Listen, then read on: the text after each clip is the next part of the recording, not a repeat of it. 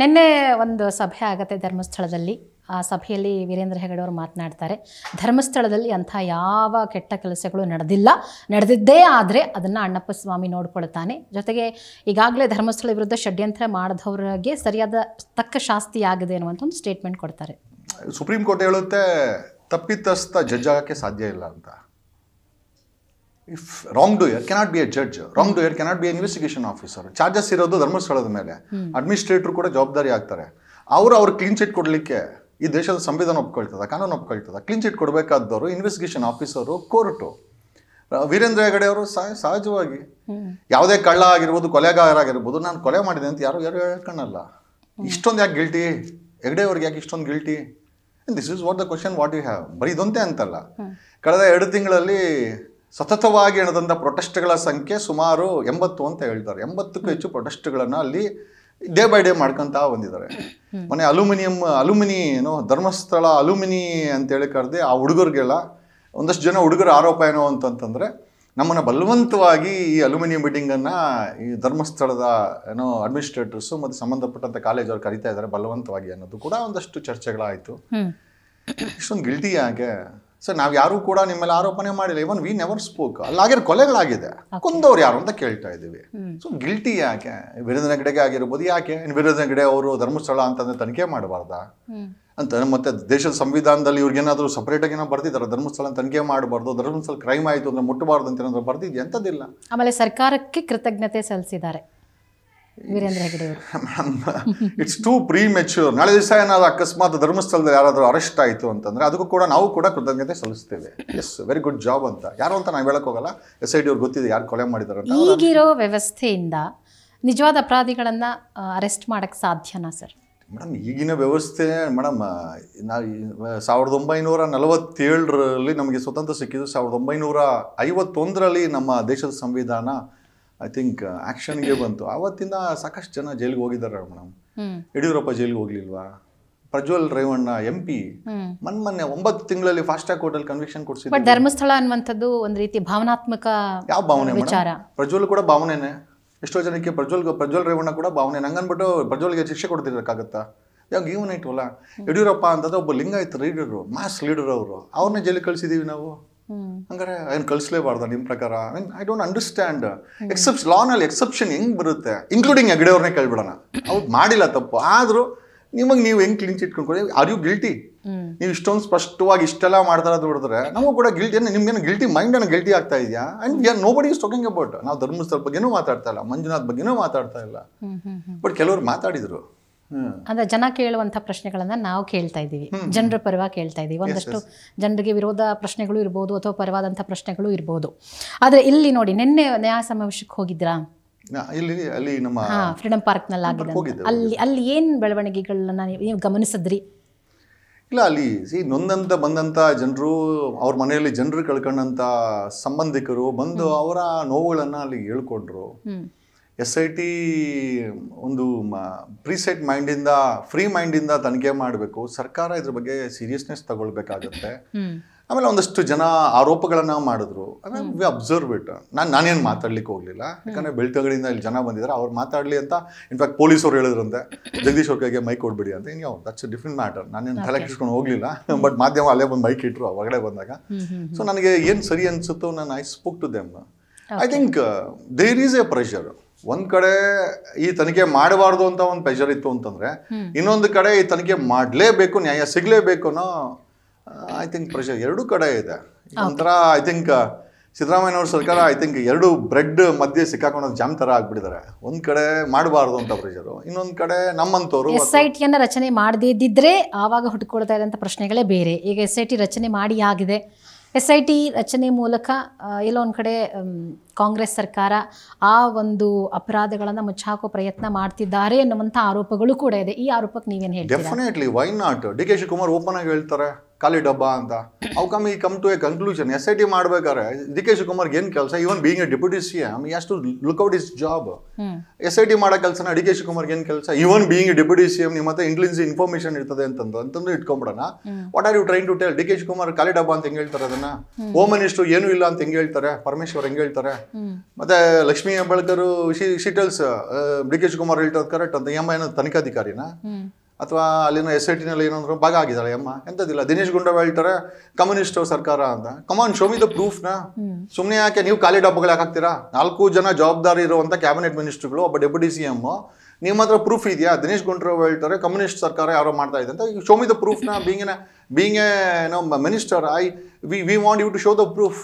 Lakshmi Hebbalkar D K Shivakumar correct ಅನ್ನೋದಾದ್ರೆ ಏನು bucket ಹಿಡಿಯೋ ಕೆಲಸ ಏನಕ್ಕೆ ಬೇಕಾಗಿದೆ ನಿಮಗೆ? ತಾಕತ್ತಿದ್ರೆ ಪ್ರೂಫ್ ತೊಗೊಂಡೋಗಿ ಅಲ್ಲ SIT ಕೊಡಿ, ನೀವೇ ಸರ್ಕಾರ ಮಾಡಿರೋದಲ್ಲ, ಕೊಡ್ಬೋದಲ್ವಾ?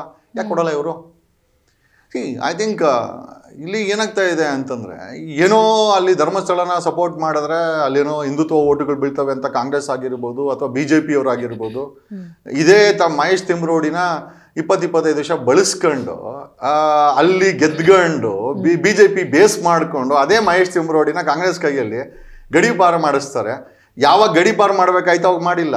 ಯಾವಾಗ ಒಳ್ಳೆ ಕೆಲಸ ಮಾಡ್ತಾ ಇದ್ದಾರೆ, ನ್ಯಾಯದ ಪರವಾಗಿ ಕೆಲಸ ಮಾಡ್ತಾ ಇದ್ದಾರೆ, ಅಲ್ಲಿ ನಡೆದಿರೋ ಕೊಲೆಗಳ ಬಗ್ಗೆ ಧ್ವನಿ ಎತ್ತಾ ಇದ್ದಾರೆ ಮಹೇಶ್ ತಿಮ್ರೋಡಿ, ಅವ್ರನ್ನ ಗಡೀಪಾರು ಮಾಡ್ತಾರೆ. ನನ್ನ ಪ್ರಶ್ನೆ ಏನಪ್ಪಾ ಅಂತಂದ್ರೆ, ಗಡೀಪಾರು ಮಹೇಶ್ ತಿಮ್ರೋಡಿನ ಮಾಡಂಗಿದ್ರೆ CT ರವಿನ ಏನ್ ಮಾಡ್ಬೇಕು? ಮೈಕ್ ಕೊಟ್ಟು ಸಮಾಜಕ್ಕೆ ಬೆಂಕಿ ಇಡಕ್ಕೆ ಮಾತುಗಳು ಬಿಡ್ಬೇಕಾ? ಆರಕ್ಷಕನ್ ಏನ್ ಮಾಡ್ಬೇಕು? ಯತ್ನಾಳ್ ಈ ಸ್ಪೀಕ್ಸ್ ಅಬೌಟ್ ಬಸವಣ್ಣ, ಈ speaks about the distress classes, schedule class, schedule tribes ಹೆಣ್ಮಕ್ಳ ಬಗ್ಗೆ ಮಾತಾಡ್ತಾರೆ. ಆ್ಯಂಡ್ ಈ speaks about Muslim and Hindu Hindu ಹುಡುಗರು ಮುಸ್ಲಿಂ ಹೆಣ್ಮಕ್ಳನ್ನ ಮದುವೆ ಆಗಿ ದುಡ್ಡು ಕೊಡ್ತೀನಿ ಅಂತಂದ್ರೆ ವಾಟ್ ಈಸ್ ಆಲ್ ದಿಸ್? ಇದು ವೆಂಕಿಡ ಕೆಲಸ ಅಲ್ಲ. ಇವರನ್ನ ಗಡೀಪಾರು ಮಾಡೋದು ಯಾವಾಗ ಮಾಡ್ತಾರೆ ಸಿದ್ದರಾಮಯ್ಯ ಸರ್ಕಾರ?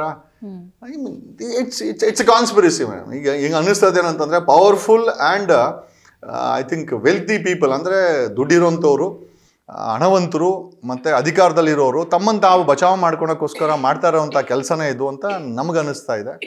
ಏನೋ ಜಗದೀಶ್ ಅವ್ರಿಗೆ ನಮ್ಮ ಕರ್ನಾಟಕದಲ್ಲಿರುವಂಥ 3 ಪಕ್ಷಗಳ ಬಗ್ಗೆ ಅಸಮಾಧಾನ ಇದೆ. ಏನು ಹೇಳೋದು ಮೇಡಮ್? BJP ಆಗಿರ್ಬೋದು, ಕಾಂಗ್ರೆಸ್ ಆಗಿರ್ಬೋದು, JDS ಆಗಿರ್ಬೋದು. ಮೇಡಮ್, ಈಗ ಹೊಟ್ಟೆ ತುಂಬಿದವನ ಹತ್ರ ನಾವೇನು ಕೇಳೋಕ್ಕಾಗ್ತದೆ? 3 ಜನಕ್ಕೂ ಹೊಟ್ಟೆ ತುಂಬಿದೆ, ಕೋಟ್ಯಾಂತರ ರೂಪಾಯಿ ಡಿಕ್ಲೇಷನ್ ಮಾಡಿದ್ದಾರೆ. ಟ್ರಾನ್ಸ್ಪರೆನ್ಸಿ ಇಂಟರ್ನ್ಯಾಷನಲ್ 93% 2023ರಲ್ಲಿ ಗೆದ್ದಂಥ MLAಗಳು ಕೋಟ್ಯಾಧೀಶ್ವರು ಅಂತಾರೆ. ಹೊಟ್ಟೆ ತುಂಬಿದವ್ರಿಗೆ ನಾವು ಓಟ್ ಹಾಕಿ, ಹೊಟ್ಟೆ ತುಂಬಿದವ್ರು ಕೊಟ್ಟ ದುಡ್ಡನ್ನ ಇಸ್ಕೊಂಡು ನಾವು ಅವ್ರನ್ನ MLA ಮಾಡಿ ಮಿನಿಸ್ಟ್ರುಗಳು ಮಾಡಿದ್ರೆ ಅವ್ರು ಹೊಟ್ಟೆ ತುಂಬಿದ ಕೆಲಸನೇ ಮಾಡೋದಲ್ವಾ? ಯಾರಿಗಾರು ನೋವಿರೋಂಥ ವ್ಯಕ್ತಿಗಳಿಗೆ, ಸಾಮಾನ್ಯ ವ್ಯಕ್ತಿಗಳಿಗೆ, ನಮ್ಮಂಥವ್ರು ಅಥವಾ ಸಾಮಾನ್ಯ ವ್ಯಕ್ತಿಗಳು, ರೈತರು, ಡಾಕ್ಟರ್ಸು, ಲಾಯರ್ಸು, ಚಾರ್ಟರ್ಡ್ ಅಕೌಂಟೆಂಟ್ಸು, ಸಾಮಾನ್ಯ ಜನರ ಮಕ್ಕಳ ವ್ಯಕ್ತಿ ಒಬ್ಬರಿದಾರ ಅಲ್ಲಿ? ಒಬ್ರು ಕೂಡ ಇಲ್ಲ. Whether it is parliament or whether it is Karnataka 2024ರಲ್ಲಿ ಪಾರ್ಲಿಮೆಂಟ್ಗೆ ಹೋದಂಥ 91% ಆಫ್ ದ MPಗಳು ಕೋಟ್ಯಾಧೀಶ್ವರು. ಸೊ ನಂಗಾರೆ ಏನು, ಸಾಮಾನ್ಯ ಜನರಿಗೆ ಪಾರ್ಲಿಮೆಂಟಲ್ಲಿ ನಿಮ್ಗೆ ಹೋಗಕ್ಕೆ ಅವ್ರ ಜಾಗನೂ ಕೊಡಲ್ಲ, ಟಿಕೆಟು ಕೊಡಲ್ಲ. ಸೇಮ್ ವಿತ್ ಇವನ್ 2023ರ MLAಗಳು ಯಾರ್ಯಾರು ಗೆದ್ದಿದ್ದಾರೆ ತೆಗೆದು ನೋಡಿ ಅಲ್ಲ. Most of them are crorepatis. ಅದರಲ್ಲಿ ಅರ್ಧಕ್ಕರ್ಧ ಎಲ್ಲ ಕ್ರಿಮಿನಲ್ಸ್ ಬ್ಯಾಕ್ಗ್ರೌಂಡ್ ಇರೋಂಥವ್ರು, ಕ್ರಿಮಿನಲ್ ಕೇಸ್ಗಳಿರೋಂಥವ್ರು. ಟೇಕ್ ಅಬೌಟ್ ದಿಸ್ ನಾಗೇಂದ್ರ 42 ಕೇಸ್ಗಳಿದೆ ಅವನ ಮೇಲೆ, ಅವ್ನ cabinet minister. What should we speak? What is the president we are setting? CM ಅವ್ರ ಮೇಲೆ 13 ಕೇಸ್ ಐತೆ, ಡಿ ಕೆ ಶಿವಕುಮಾರ್ ಮೇಲೆ 19 ಕೇಸ್ ಅವೆ, ಪರಮೇಶ್ವರ್ ಮೇಲೆ 3-4 ಅವೆ, 20 ಜನಾರ್ದನ್ ರೆಡ್ಡಿ ಅವ್ರ ಮೇಲೆ ಕನ್ವಿಕ್ಷನ್ ಬೇರೆ ಆಗೈತೆ. ನಾವು ಇವ್ರಿಗೆಲ್ಲ ಸಲ್ಯೂಟ್ ಹೊಡಿಬೇಕು. ಇವ್ರನ್ನ ಯಾರೋ ಗಡೀಪಾರು ಮಾಡಲ್ಲ, ಇವ್ರ ಮೇಲೆ ಯಾರೋ ರೌಡಿ ಶೀಟ್ರು ಓಪನ್ ಮಾಡಲ್ಲ. ರೌಡಿ ಶೀಟ್ರ್ ಏನಾದ್ರು 2 ಕೇಸ್ ಬಂತಂದ್ರೆ ಮಂಗಳೂರಲ್ಲಿ ನಿಮ್ಮ ಮೇಲೆ rowdy ಶೀಟ್ರು, why not an CM Siddaramaiah ಅವನ ರೌಡಿ ಶೀಟರ್ ತಾಕತ್ತಿದ್ರೆ ಮಾಡಿ ನೋಡಿ. ಇದೆಯಾ ತಾಕತ್ತು? ಕಾನೂನು ಎಲ್ಲರಿಗೂ ಒಂದೇ ಅಲ್ವಾ? ಹಾಗಾದ್ರೆ ಲಾಯರ್ ಜಗದೀಶ್ ಅವರ ಪ್ರಕಾರ 3 ಪಕ್ಷಗಳ ಬಗ್ಗೆ ನಿಮ್ಗೆ ಅಸಮಾಧಾನ ಇದೆ ಅನ್ನೋದು ನಿಮ್ಮ ಮಾತಲ್ಲಿ ಗೊತ್ತಾಗ್ತಾ ಇದೆ. ಹಾಗಾದ್ರೆ ರಾಜಕೀಯ ಅಂದ್ರೆ ಹೆಂಗಿರಬೇಕು madam? It is by the people, to the people, for the people, by the rich, to the rich, for the rich. Congress ಅವರಿಂದ, JDS ಅವರಿಂದ, BJP ಅವರಿಂದ 3 ಜನ 70-80 ಕುಟುಂಬಗಳು ಅಧಿಕಾರಕ್ಕೆ ಬೇಕು. ಕುಮಾರಸ್ವಾಮಿ ಅವರಿಗೆ 100 ವರ್ಷ ಬದುಕಿರಲಿ, ಸಮಸ್ಯೆ ಇಲ್ಲ. ಅವ್ರಿಗೆ ಆದಂಥ ಆರೋಗ್ಯ ಸಮಸ್ಯೆ ಇದೆ. ನಿಖಿಲ್ ಕುಮಾರಸ್ವಾಮಿ ಭಾಷಣ ಮಾಡ್ತಾರೆ, ನಮ್ಮಪ್ಪ ಮತ್ತೊಮ್ಮೆ ಮುಖ್ಯಮಂತ್ರಿ ಆಗ್ತಾರೆ. ನಮ್ಗೆ we are not bothered of Kumaraswamy ಮುಖ್ಯಮಂತ್ರಿ ಆಗ್ತಾರೋ, ಬೊಮ್ಮಾಯಿ ಮುಖ್ಯಮಂತ್ರಿ ಆಗ್ತಾರೋ, ಅಥವಾ ಡಿ ಕೆ ಶಿವಕುಮಾರ್ ಮುಖ್ಯಮಂತ್ರಿ ಆಗ್ತಾರಲ್ಲ. ನಮ್ಮ ಸಮಸ್ಯೆಗಳು ಬಗೆಹರಿದಿದೆಯಾ? ಬಗೆಹರಿಯೋ ನಿಟ್ಟಲ್ಲಿ ಏನಾದ್ರು ಇವ್ರು ಕೆಲಸ ಮಾಡ್ತಾರೆ? ಯಾವುದು ಕಾಣಿಸಲ್ಲ. ತೂತಿರೋ ಅಂತ ಬೆಂಗಳೂರು. ನೀವು ಇಲ್ಲಿಂದ ಅಲ್ಲಿ ಬರೋಕ್ಕೆ ಫುಲ್ ಮೈಯೆಲ್ಲ ನನಗೆ ನೋವಾಗಿಬಿಡ್ತು. ನಿಮ್ಮ ಗಾಡೀಲಿ ಕರ್ಕೊಂಬಂದ್ರಿ, ಫುಲ್ ಎಂಟೈರ್ ಗಾಡಿ ದಬ್ಕ ಅಂತ ಬಂತು. ನನ್ಗೆ ತಿಳ್ದಂಗೆ ನಿಮ್ಮ ಡ್ರೈವರ್ನ ಕೇಳಿ, ಒಂದು ಜಾಗದಲ್ಲೂ ಕೂಡ ನಿಮ್ಮ ಸ್ಪೀಡ್ ವೆಹಿಕಲ್, ನಿಮ್ಮ ಆಫೀಸಿನ ವೆಹಿಕಲ್ಲು ಇಲ್ಲೂ ಕೂಡ ಹಳ್ಳ ಕೊಳ್ಳದಲ್ಲಿ ಇಳಿದ್ರೆ ಬರಲೇ ಇಲ್ಲ. ಈ ಥರ ಬೆಂಗಳೂರನ್ನ ಬೆಳೆಸಿ ಅದದೇ ಆದಂಥ ಒಂದು ಶಕ್ತಿ ಇದೆ ಬೆಂಗಳೂರಿಗೆ, ರೆವಿನ್ಯೂ ಜನರೇಟ್ ಮಾಡೋಕ್ಕೆ, ಎಕನಾಮಿ ಜನರೇಟ್ ಮಾಡೋಕ್ಕೆ, ಫೈನಾನ್ಸ್ ಜನರೇಟ್ ಮಾಡಲಿಕ್ಕೆ. ಅಂತ ಬೆಂಗಳೂರು ತೂತಿಲ್ಲದ ಅಥವಾ ಹಳ್ಳ ಇಲ್ಲದ ರೋಡ್ಸ್ ಇಲ್ಲ. ಐ ಮೀನ್ 40% ಆರೋಪ ಇದೆ. ಐ ಮೀನ್ ಕಮಿಷನ್ ತಗೊಳ್ತಾರೆ ಅಂತ ಡಿ ಕೆ ಶಿವಕುಮಾರ್ ಮೇಲೆ ಆರೋಪ ಇದೆ, ಸತೀಶ್ ಜಾರಕಿಹೊಳಿ ಆರೋಪ ಇದೆ, ಇನ್ನೊಬ್ರು ಯಾರೋ 3 ಜನರ ಮೇಲೆ ಆರೋಪ ಇದೆ. ಅದೇ ಸೇಮ್ ಸತೀಶ್ ಜಾರಕಿಹೊಳಿ ಹೆಲಿಕಾಪ್ಟರ್ ತಗೊಳ್ತಾರೆ. ಸರಿ, ಇವತ್ತು ಹೆಲಿಕಾಪ್ಟರ್ ತಗೊಂಡ್ರೆ ನಮ್ಗೇನು ಸಮಸ್ಯೆ ಇಲ್ಲ. ನಮ್ಮ ಮನೆಗಳಲ್ಲಿರೋ ಒಂದು 2 ವೀಲರ್ ಕೂಡ ನಾವು ಉಳಿಸ್ಕೊಳ್ಳೋ ಕೆಪಾಸಿಟಿ ಇಲ್ಲದ್ರೆ ಜನ ಒದ್ದಾಡ್ತಾ ಇದ್ದಾರೆ. ಸೊ ಇವತ್ತು ಈ ಪರಿಸ್ಥಿತಿ ಇದೆ. ಒಬ್ಬ ಹೆಲಿಕಾಪ್ಟರ್ ತಗೊಂಡ್ರೆ ತಗೊಂಡ್ಲಿ ಬಿಡು ನಮ್ಮರು ಅಂತ ಹೇಳ್ತಾರೆ, ಸಂತೋಷ. ಬರೀ ಸತೀಶ್ ಜಾರಕಿಹೊಳಿ ಥರನೇ ಇಲ್ಲ, ಇವನು ಡಿ ಕೆ ಶಿವಕುಮಾರ್ ಹತ್ರ 4-5 ಇದಾವೆ, ತಗೊಂಡ್ಲಿ, 1000 ಕೋಟಿ ಡಿಕ್ಲೇರ್ ಮಾಡ್ಕೊಂಡ್ಲಿ.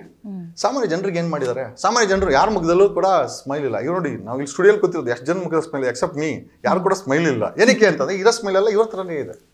ಸಾಮಾನ್ಯ ಜನರು ಸಾಲ ಕಟ್ಟಕ್ಕೆ, ಇವ್ರು ಓಟ್ ಹಾಕಕ್ಕೆ, ಆಮೇಲೆ ಇವ್ರು ಮಾಡಿರೋ ಸಾಲನ ತೀರ್ಸಕ್ಕೆ ಸಾಮಾನ್ಯ ಜನ ಕೂತ್ಕೊಂಡಿರ್ಬೇಕು. ಕೇಂದ್ರ ಸರ್ಕಾರ 200 ಲಕ್ಷ ಕೋಟಿ ಸಾಲ ಮಾಡಿದ್ದಾರೆ. ಮೋದಿ ಸರ್ಕಾರ ಕಳೆದ 13 ಇಯರ್ಸಲ್ಲಿ ರಾಜ್ಯ ಸರ್ಕಾರದ ಮೇಲೆ ಐ ಥಿಂಕ್ 8 lakh crores ಏನೋ ಸಾಲ ಮಾಡಿಟ್ಟಿದ್ದಾರೆ. There is I mean debits which has to be cleared. ನಮ್ಮ ಸಾಲ ತೀರ್ಸೋದಲ್ತೀರಾ? ಸಿದ್ದರಾಮಯ್ಯ ಸರ್ಕಾರ ಸಾಲ ತೀರಿಸಬೇಕು, ಮೋದಿ ಸರ್ಕಾರ ಸಾಲ ತೀರಿಸಬೇಕು. ಇದು ಯಾವ ಹಣೆಬರ ನಮಗೆ? ಎಲ್ಲಿರ್ತದೆ ಸ್ಮೈಲು? ಸೊ ಎಲ್ಲೋ ಒಂದು ಕಡೆ ಸಾಮಾನ್ಯ ಜನ ಓಟ್ ಹಾಕಕ್ಕೆ, ನೀವು ಕೇಳಿದ್ರೆ ಅವಾಗಲೇ 3 ಜನ ಸಮಾಧಾನ.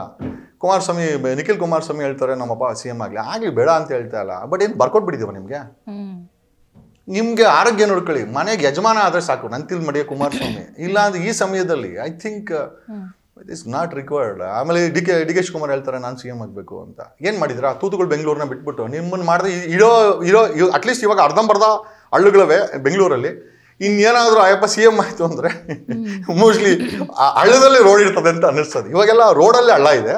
ಇನ್ನು ಮುಂದಕ್ಕೆ ಡಿ ಕೆ ಶಿವಕುಮಾರ್ ಕಸದ ಬಗ್ಗೆ ಕೇಳಿ, ಹಾಸಿಗೆಗೂಡ ಏನೋ ಟ್ರಾಶಸ್ 7,000 ಟನ್ ಬೆಂಗಳೂರು ಪ್ರತಿದಿನ ಕಸ ಲಿಬ್ರೇಟ್ ಮಾಡುತ್ತೆ. ಅವ್ರಿಗೆ ಕೇಳಿ ಸೊಲ್ಯೂಷನ್ ಏನಂತ, ನಾವೇನು ಮಾಡೋಕ್ಕಾಗಲ್ಲ, ಫೇಲ್ಯೂರ್ ಅಂತಾರೆ. ಈ ಫೇಲ್ಯೂರ್ ಮಾಡ್ಕೊಳಕ್ಕೆ ಏನಕ್ಕೆ ಬೆಂಗಳೂರು ಇನ್ಚಾರ್ಜ್ ತಗೊಂಡೆ ನೀನು?